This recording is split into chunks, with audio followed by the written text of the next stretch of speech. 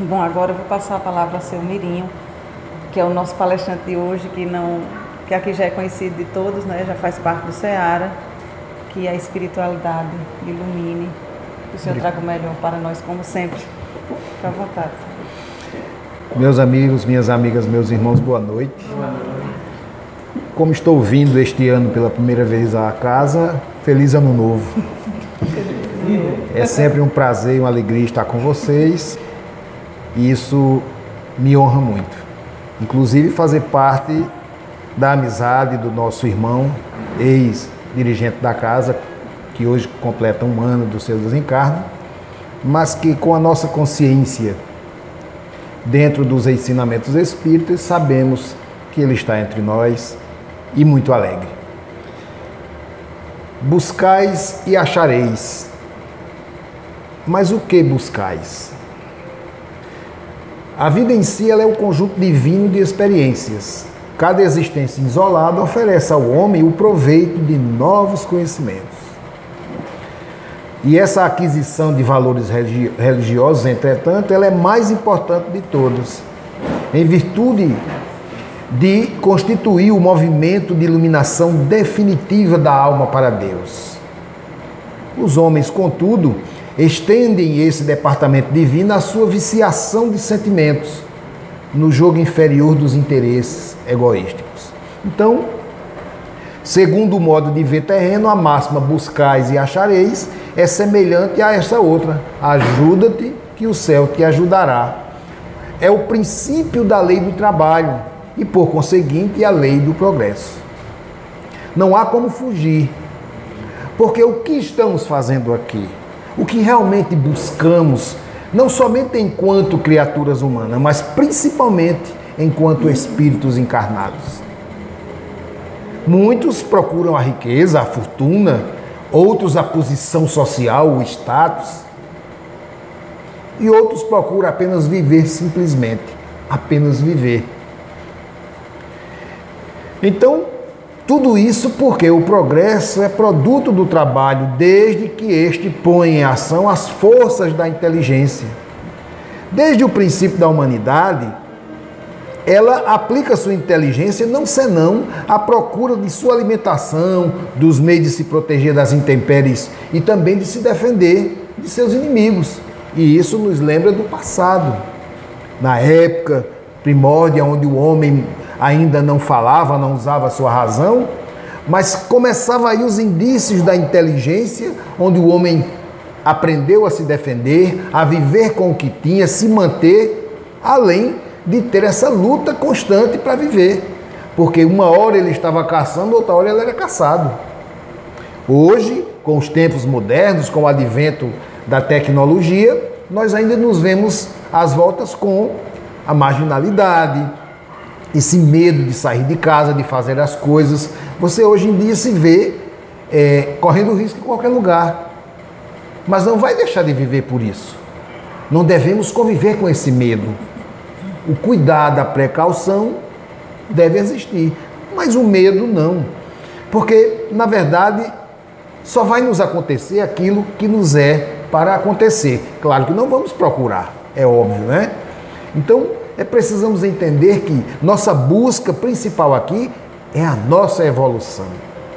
Isso é o ponto principal. Crescermos enquanto espíritos. Consequentemente, como criaturas humanas, cresceremos também. Ou seja, aquelas pessoas que acham tão difícil fazer o bem, pelo menos não deviam fazer o mal. Ou seja, já que não ajuda, não atrapalhe.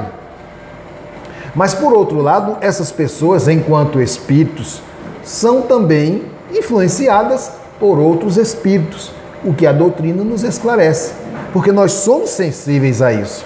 Nós recebemos intuições, recebemos orientações via sonho.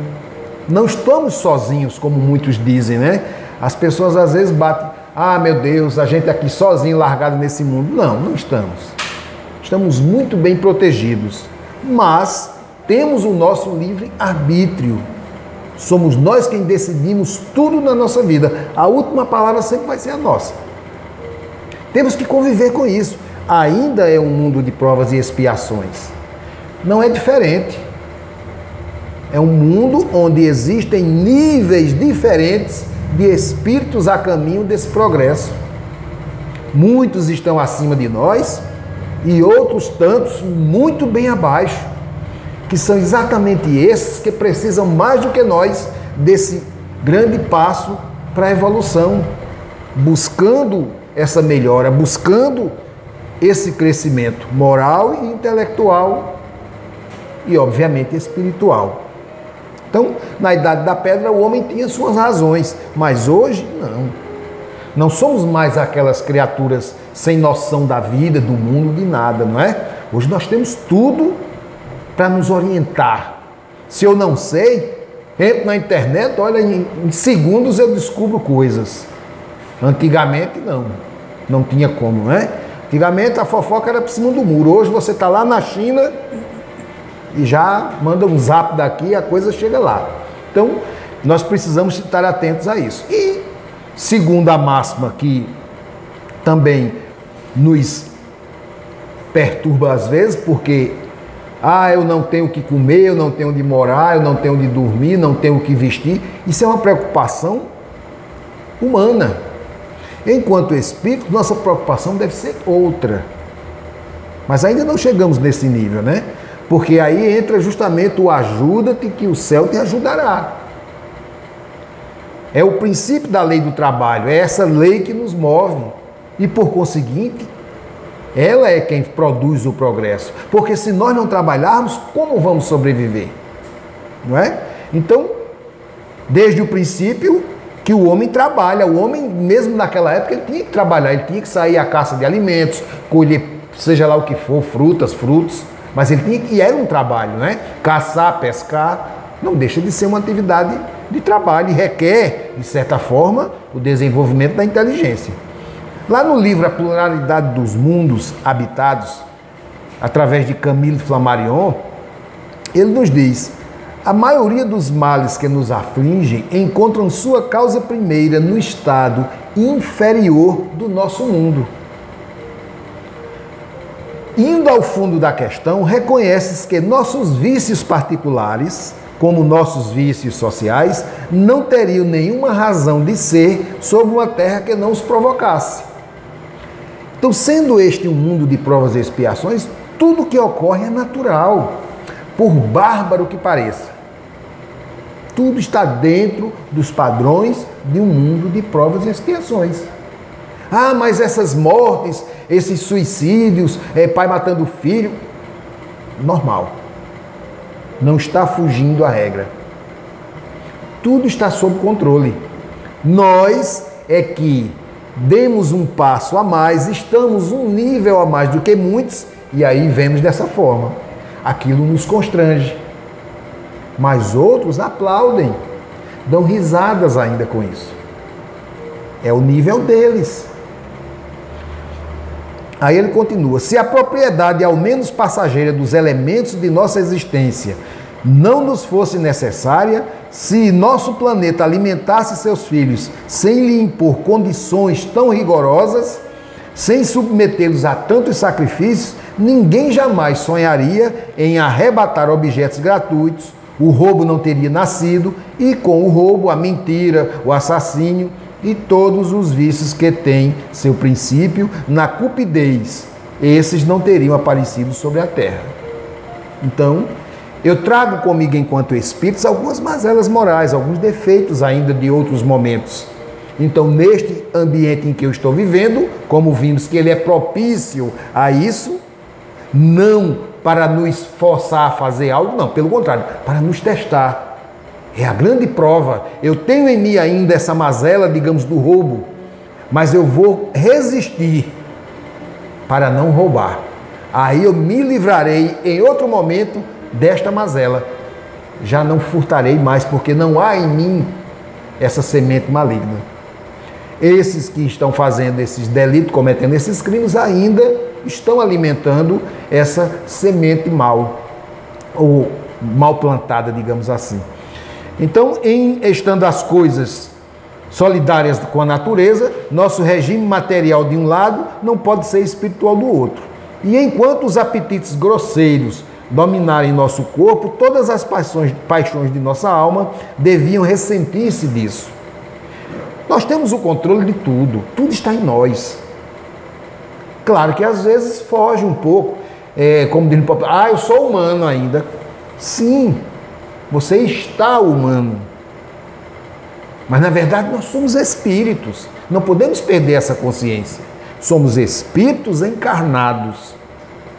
Esse corpo é apenas para que aqui possamos executar aquilo que nos propomos lá no mundo espiritual em vindo para cá. Ao terminar essa fase, vamos nos despojar desse corpo, o que nós chamamos de morte ou desencarnação. E aí, vamos voltar à nossa origem enquanto espírito e viver no mundo espiritual da mesma forma que vivemos aqui.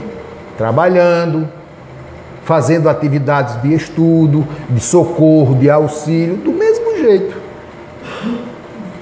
Não só por sermos espíritos, mas por haver a necessidade ainda em nós, porque lá também trabalhamos e progredimos. Continua, ou seja, a vida continua, que para muitos se extingue aqui. Morreu, acabou. Não é isso. Quem pensa assim está redondamente enganado. Um mau elemento, um bandido, um criminoso que morre, não vira santo. Ele vai passar pelo mesmo processo no plano espiritual. Dependendo dele em querer se melhorar, aí sim, ele volta em outro corpo, vai fazer tudo novamente, só que de forma diferente. Todos esses que nós conhecemos, denominados santos pela igreja, passaram pelo mesmo processo que nós estamos passando. Deus não criou ninguém diferente. Anjo, espírito superior, não. Todos eles alcançaram esses níveis, passando como nós estamos passando por todas as provas. Não é fácil, mas também não é impossível, porque a prova está aí, eles em existir e nos ajudarem. E aí ele continua. Então, se as mais nobres aspirações da nossa inteligência não podem ter livre curso sobre a influência do invólucro terrestre, que pesa sobre nós desde o nosso nascimento, todo o nosso ser se encontra absorvido e é a nosso estado original, que é o estado intimamente modelado por essa constituição física que o globo exige, não é? Que devemos nos remeter para encontrar a origem de nossas necessidades, nossos desejos e nossas paixões primitivas. A gente fala muito de amor, mas o que é que a gente entende desse amor? Amar minha mãe, amar meu pai? É fácil, é meu pai, é minha mãe. Mas será que eu amo aquele que me maltratou, que me fez mal? Não posso amar porque ele me fez mal. Pelo contrário, aí é que eu devo amá-lo, porque ele é que está mais carente de amor do que eu. Quando Jesus veio àquela época e disse, ama teu inimigo, qual era a lei em vigor? Era a lei de talião, olho por olho, dente por dente. E Jesus veio e disse, ama teu inimigo. Nos convidava todo o tempo para que nos amássemos. É este amor que eu estou falando, não é o amor de pai, mãe, de filho. Esse amor é muito fácil. É muito fácil amar meu filho, é meu filho. Será que eu amo o filho do vizinho, que arranha meu carro, que quebra minhas telhas? Será que eu amo aquele que está caído lá na esquina, que não tem onde dormir ou não comeu ainda hoje? É esse amor que Jesus fala. Então, a humanidade poderia progredir sem a pré-existência e a reexistência da alma? Se as almas deixassem a Terra todos os dias para não mais voltar, a humanidade se renovaria sem cessar com as entidades primitivas, que teriam tudo a fazer e tudo a aprender ainda. Não haveria razão, portanto, para que o homem de hoje fosse mais adiantado que o dos primeiros tempos do mundo, pois a cada nascimento o trabalho intelectual teria que recomeçar. Se Deus tivesse isentado o homem do trabalho do corpo, seus membros estariam atrofiados e sua mente seria infantil. Então, se eu não precisasse trabalhar, de exercer alguma atividade, eu não precisava das pernas nem dos braços. Os espíritos que vêm isentar o homem da lei do trabalho, não vêm isentar os homens da lei do trabalho, mas mostrar-lhe o fim para o qual deve se atingir. Sair todo dia para trabalhar não é somente o dever, nem a obrigação. É necessário. Em indo trabalhar, eu estou exercitando minha mente, estou exercitando minha moral, estou exercitando meus deveres enquanto cidadão, estou exercitando meu amor ao próximo. Não é só o fato de ir trabalhar, mas está tudo dentro desse contexto. No ambiente de trabalho, eu tenho que amar meus colegas de trabalho. Embora alguns não vá com a cara da gente, né? Existem aquelas pessoas que, por razões outras aí, não admitem você como colega, não aceita. Às vezes é por inveja, às vezes é por orgulho. Não importa. Importa que você se mantenha na sua posição de criatura humana e amando como Jesus nos convidava. Porque só em você respeitar o outro, você já está amando. Só em respeitar. Se houvesse respeito entre as pessoas, ocorreriam esses crimes, essas bagunças que a gente vê por aí? Claro que não. O que existe mais ainda sobre tudo isso é essa falta de respeito. Eu já tenho em mim essa semente ruim. E aí me deparo com o desrespeito, com o desamor. Eu vou me revoltar. Como nós, às vezes, nos revoltamos, como vemos alguma situação, né, que nós chamamos de covardia, de abuso de autoridade, a gente se revolta, claro, porque nós não estamos mais naquele patamar. E isso nos fere a vista. Não aguento nem olhar, não aguento nem ouvir certas coisas, porque não estamos mais nesse nível.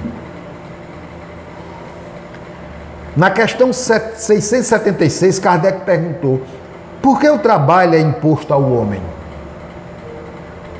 É uma consequência de sua natureza corpórea e uma expiação, e ao mesmo tempo um meio de aperfeiçoar sua inteligência.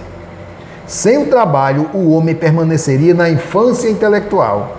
Eis porque ele deve a sua alimentação, a sua segurança, o seu bem-estar ao seu trabalho e às suas atividades. Então vejam que é aquilo que eu disse.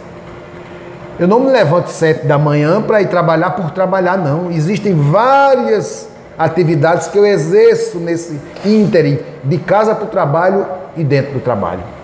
E dependendo do trabalho, digamos que seja um trabalho de atendimento ao público, eu vou me relacionar com pessoas. Não é um trabalho simples.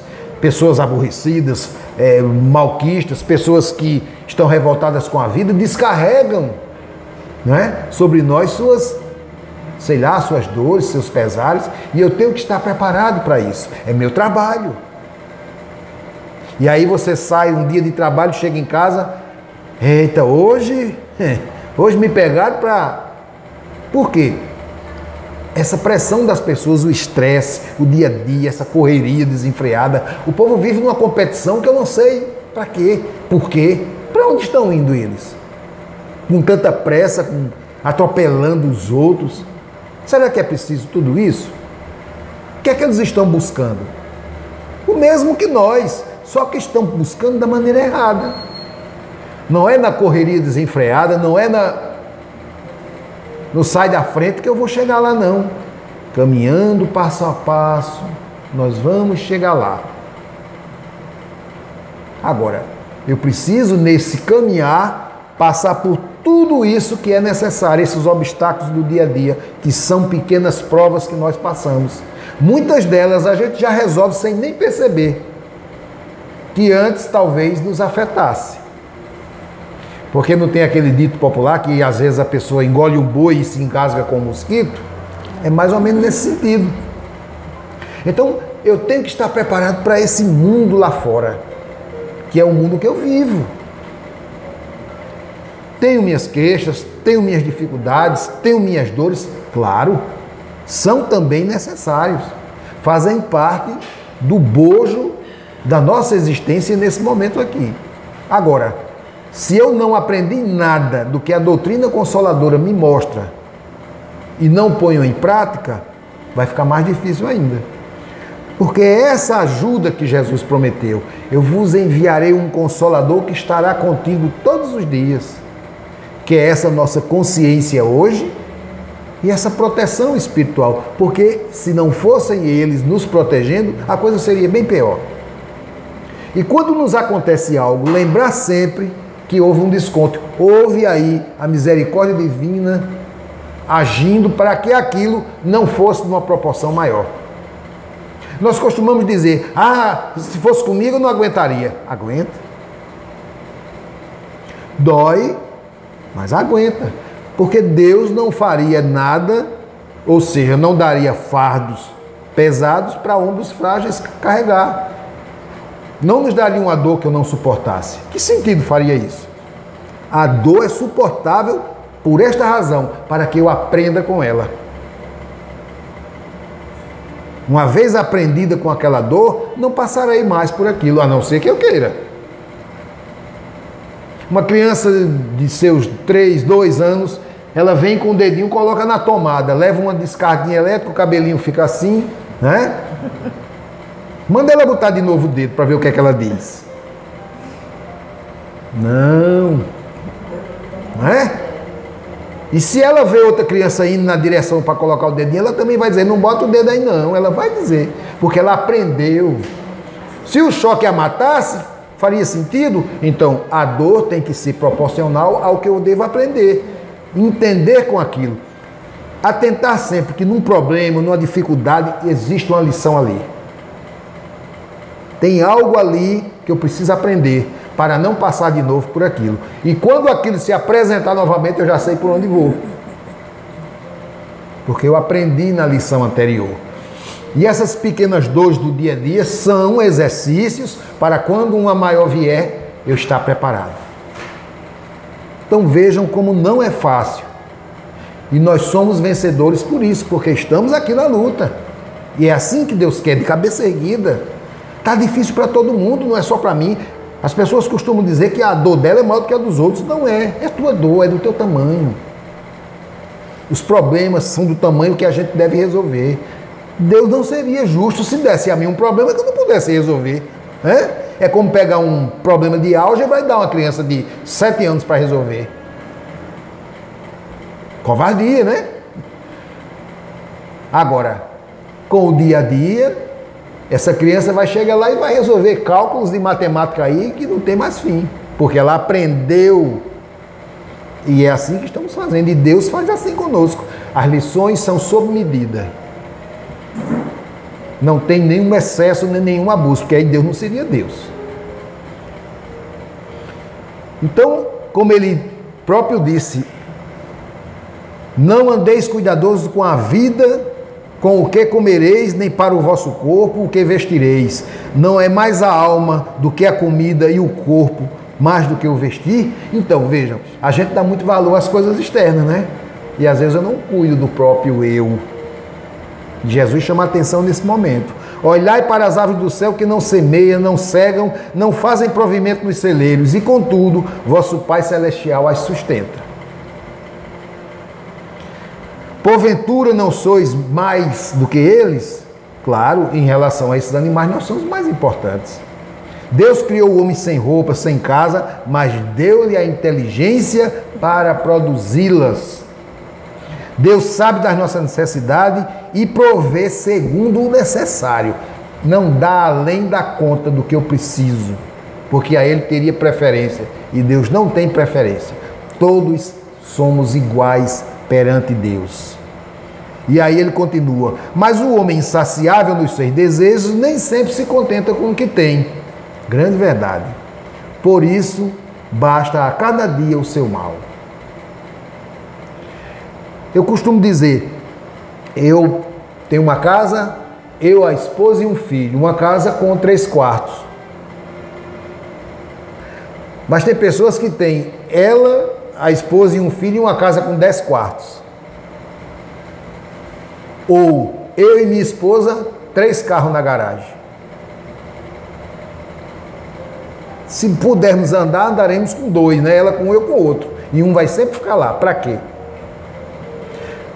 Ah, mas eu tenho 3 carros. Ah, eu tenho 5 fazendas, eu vou nas 5 ao mesmo tempo? Mas eu tenho 5 fazendas. Eu tenho 2 aviões, eu só vou num de cada vez. A não ser que eu amarro um no outro no cordão e saia puxando. Então é assim que esses excessos, eu valorizo o supérfluo. Em não aproveitando isso que está me sobrando, que eu poderia usar para outro fim, eu estou jogando fora, porque eu não vou levar para onde vou. Vai ficar tudo aí. Não é? E além do mais, ficando ainda vai ser motivo para as pessoas brigarem. O que nós sabemos de história de briga por herança, não é? Ninguém quer nada, mas quando morre o dono das coisas que vai dividir, acaba briga por um tijolo. Tem um amigo que trabalha, aliás, está aposentado, trabalhava na justiça, e ele trabalhava nesse setor onde havia as partilhas dos bens. E ele acompanhou um processo uma vez que foi impressionante. A briga da partilha todinha era por causa de um jumento. Essa casa é para você, essa casa é para você, esse terreno aqui é para você, esse terreno é para você. Esse carro é seu, esse outro é seu, essa moto é sua. E este jumento? Esse não queria e o outro também não queria. Ninguém queria o jumento. Não podia terminar a partilha sem que o jumento ficasse. Ninguém queria o jumento. O juiz diz, então vocês voltem, pensem aí. Enquanto vocês não decidirem, eu não posso. Eu não vou partir o jumento no meio. E eles brigavam porque um dizia, fica fulano com o jumento. Eu não quero lá jumento, fica tu. Aí o advogado já, depois de tantas tentativas, minha gente, por que vocês não vendem o jumento e partem o dinheiro para vocês dois? Então, vejam como cega, né? Se fosse um carro, um terreno, queriam. Mas era um animal, um jumento.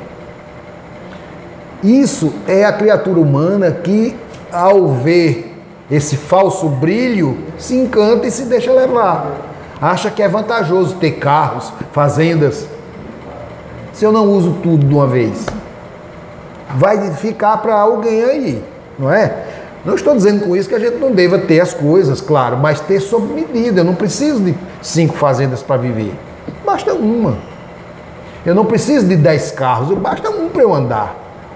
Carro bom, eu ando. Agora, a vaidade, o orgulho, o status, tudo isso. O que é que eu estou buscando? O lado material somente. E o espiritual, onde fica? Será que eu, com toda essa fortuna, eu tenho competência de sair de casa e dar uma esmola? Uma lata de leite para uma creche? Mas uma fazenda eu compro. Um avião eu compro. Então é aí onde mora o perigo. A medida do ter, que nunca vai encher, eu sempre quero mais. Na questão 677, Kardec perguntou aos espíritos, por que a natureza provê por si mesma a todas as necessidades dos animais? Tudo trabalha na natureza. Os animais trabalham como tu, mas o seu trabalho, como a sua inteligência, é limitado aos cuidados da conservação. Eis porque, entre eles, o trabalho não conduz ao progresso, enquanto entre os homens tem o duplo objetivo, a conservação do corpo e o desenvolvimento do pensamento, que é também uma necessidade que o leva acima de si mesmo. Então vejam como é simples. Os animais estão lá, eles trabalham da forma deles. E nós precisamos muito mais por conta da inteligência. É esse exercício que nos faz crescer. Mas não esquecer do lado espiritual. Esse crescimento é fundamental, porque são as asas que nos dão o voo, moral, intelectual e espiritual. Eu tenho que ter esse conjunto para poder voar. Se me faltar um deles, eu fico capenga. Por isso a necessidade das idas e vindas para equilibrarmos todos esses patamares de elevação moral, intelectual e espiritual. Existem pessoas que crescem mais do lado intelectual, é bonito, inteligente, mas não tem nada de moral. Outros crescem moralmente, tem uma coisa linda, tem um nível intelectual equilibrado, mas espiritualmente nada. Então não serve. Vai sempre faltar algo para completar e ele não consegue se não for o conjunto. Por isso que nós passamos por esses processos, para ir aos poucos nivelando esses conhecimentos que vamos adquirindo, porque além de estarmos aqui reencarnando para evoluirmos, estamos também para ressarcirmos contas do passado, o que nós chamamos de pagar os débitos com a justiça divina. E como é que eu pago? Não cometendo mais, fazendo o inverso. Àqueles que eu prejudiquei, vou ressarcir, vou ajudar. Mas o que é que muitos fazem? Estão fazendo as mesmas coisas que fizeram no passado. Roubando, matando, usando drogas. Drogas de uma forma geral. Porque não é fácil deixar de fumar, por exemplo. De beber nem se fala. E de usar drogas pesadas. Aí é onde foge o controle. É muito difícil. Por si só, ninguém vai conseguir. Precisa da nossa ajuda, do nosso amor, da nossa compreensão. E é isso que nos falta. A primeira coisa que a gente faz é excluir. Ah, isso não deixa porque não quer. Ah, será que ele estava buscando aquilo? Ser um viciado, um dependente? Não. Na minha busca, será que não está incluso ajudar ao próximo? É bem provável. Então, há necessidades de ambos os lados. Ele, para se reerguer daquele abismo onde ele se meteu, e nós, para estendermos a mão e fazermos a nossa parte, que é tão pequena, bastando respeitar. Só em respeitar, já estamos ajudando, porque eu não vou criticar, eu não vou dizer o que muitos dizem, isso não deixa porque não quer, isso é safadeza. Ouvimos muito, né? Mas não é. Um simples vício nos parece a coisa simples, porque vem lá de dentro. Enquanto o meu espírito não entender a necessidade maior de deixar de lado certas coisas e valorizar mais outras devidamente, não vamos andar, não vamos sair do lugar. Porque eu vou estar atrás do supérfluo, das coisas fúteis, banais, que não me levam a lugar nenhum, a não ser da cobiça. Porque quanto mais eu tenho, mais alguém está olhando para me roubar. Infelizmente. Então nós precisamos é ter esse olhar diferente um para os outros. Respeitar. Se não é da minha conta, não tem por que eu me preocupar. Por que eu vou me preocupar com os problemas dos outros? Eu tenho os meus. Eu preciso resolver os meus. Em resolvendo os meus, talvez, aprendendo a lição, eu ajude alguém. Porque a forma não é a mesma para todos. Se fosse assim, era como bula de remédio, né? Existem parâmetros, existem diferenças de nível intelectual. O que é bom para mim, às vezes não é bom para o outro. Eu posso até oferecer, mas ele vai usar só alguma parte aí que vai somar a dele. Aí sim, aí ele resolve lá o problema. Porque, na verdade, cada um tem que resolver seu problema. André Luiz sempre diz, o problema do outro é do outro. Aí não vamos mais ajudar ninguém. Não é isso. Ajudar no sentido de oferecer a ajuda, mas que ele caminhe com suas pernas. Não é eu pegar o problema dele e resolver. Não. E as pessoas fazem isso. Se envolve. Não devemos nos envolver. Ajudar sem se envolver. Para que a pessoa aprenda. Como é que ela vai aprender se não passar pela dificuldade? Se tudo as pessoas resolverem, eu vou aprender quando? Eu não vou precisar ler, não vou precisar escrever, porque tem quem leia, tem quem escreva para mim.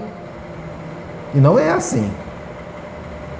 Então, a vida é fácil e simples de se viver. Nós é que complicamos.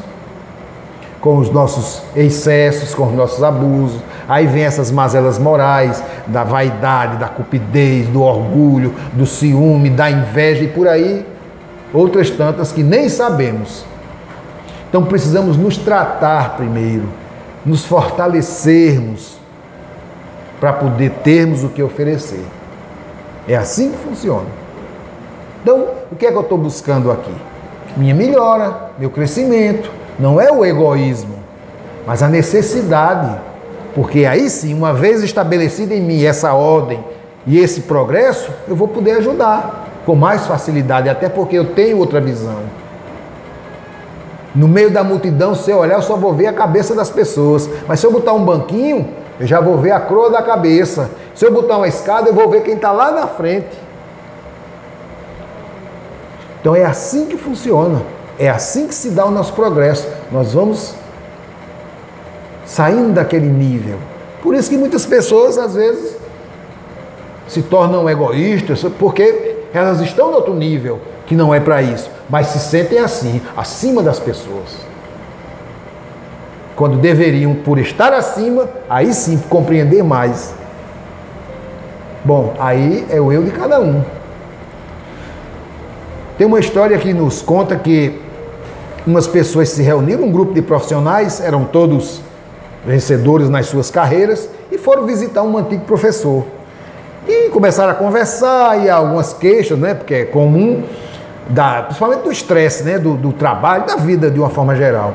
E aí o professor oferece um cafezinho a todos e foi lá dentro na cozinha e voltou com um bule grande e uma variedade enorme de xícaras, as melhores xícaras. Agora xícaras de porcelana, de plástico, de cristal, de vidro, algumas simples, outras daquelas baratinhas, umas decoradas, outras mais caras, outras mais exóticas. E aí ele diz ao pessoal: pronto, escolha aí suas xícaras e tomem um pouquinho do café. Quando todos já haviam se servido, aí o mestre, muito paciente, olhou para o grupo e começou a dizer: vocês puderam notar imediatamente as mais belas xícaras e foram as escolhidas. As mais simples e as mais baratas ficaram. Isso é natural, porque todo mundo prefere o melhor para si, mas é a causa de muitos problemas relacionados ao que vocês chamam de estresse. E aí ele continua: asseguro que nenhuma das xícaras acrescentou qualidade nenhuma ao café. Não mudou o gosto. Na verdade, o recipiente apenas disfarça ou mostra a bebida. O que vocês queriam, na verdade, era café, não as xícaras. Mas instintivamente vocês quiseram pegar as melhores como escolheram. Então, eles começaram a olhar para a xícara, né? E vendo que cada um pegou realmente uma xícara. Aí ele diz: agora pensem nisso. A vida é o café. Trabalho, dinheiro, status, popularidade, beleza, relacionamentos entre os outros.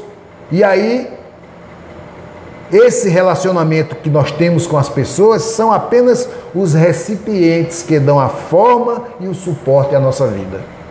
O tipo de xícara que nós temos e não podemos definir nem alterar a qualidade da vida que recebemos. As pessoas mais felizes não são as que têm o melhor, mas as que fazem o melhor com tudo que têm.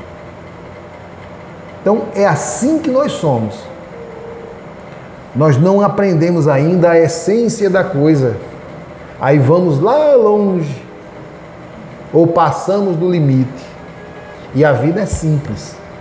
Eu vou sempre ser assim se eu quiser. Mas se eu quiser melhorar, óbvio que eu vou mudar e as pessoas vão perceber. Ah, fulano agora é outra pessoa. Quem era fulano? Já ouvimos muito isso. É essa busca. Cada um tem uma busca. Cada um. São diferentes. O objetivo é o mesmo, mas a forma como nós buscamos é própria. Ou seja, é a nossa digital, é a impressão do meu espírito. Estamos subindo a mesma montanha em direção a Deus, só que por lugares diferentes, mas estamos no mesmo rumo. Uns pegaram um lugar mais bacaninha para subir, outros pegaram mais dificuldades, mas foram escolhas, cada um escolheu. Agora, no geral, existem patamares que nós podemos nos igualar. Alguns pensamentos, algumas ideias, alguns gostos, não é? E isso aí é fácil de detectar. Ah, fulano gosta de sorvete de chocolate, eu adoro também. Ah, eu detesto chocolate. Não é? São essas pequenas diferenças. Mas nada impede que tomemos o sorvete ou comemos o bolo, né? Não vamos deixar de comer por isso. Agora, eu preciso respeitar o gosto do outro, a ideia do outro, a forma como o outro age, como ele pensa, para que ele respeite a minha. Então, nessa busca, estamos todos juntos no mesmo barco. A situação é a mesma para todos, menos os níveis de dificuldades da vida de cada um, porque aí é de cada um. Mas a vida, de uma forma geral, é para todos. O mundo é nosso. A cidade que eu moro é nossa, nos pertence, porque nós pagamos os impostos, nós estamos ali no dia a dia, convivendo com as pessoas, com os vizinhos, com os amigos, parentes. Então é esse ambiente que nós vivemos e nós precisamos dar a ele o que ele precisa, que é esse amor, essa dose de respeito, de solidariedade. É tão pouco por fazer. Não se preocupar em fazer muito, mas que faça, porque o pouco que eu fizer soma-se ao pouco que outros vão fazer. Então temos que ter essa visão. A minha busca é minha busca, que de uma forma geral, repito, é igual a de muitos. Eu quero chegar lá, e é isso que Deus se espera, que todos subam a montanha, que todos sejam vencedores. Agora, eu subir e empurrar o outro, aí eu não posso. Tomar a vez, tomar a frente. Não, não é assim. O caminho é meu, a estrada é minha. Todos estamos nessa estrada, mas cada um na sua faixa. Eu não preciso atropelar do outro. Então, isso é viver, isso é buscar a felicidade, porque se constrói.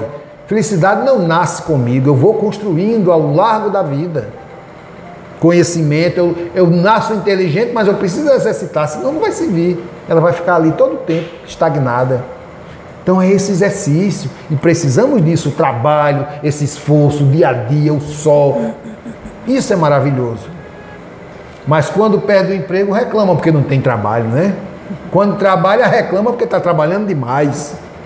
Vai entender.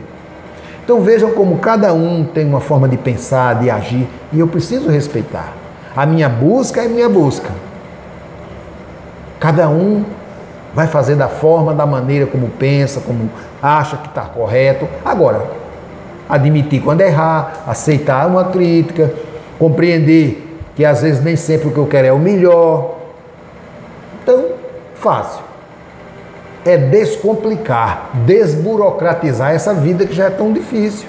Porque ainda é esse ambiente de provas e expiações, rumando para um mundo de regeneração e que só depende de nós. Nós estamos aí inseridos, porque é esse melhorar meu que vai melhorar o ambiente, o espaço, a cidade, o país, não é?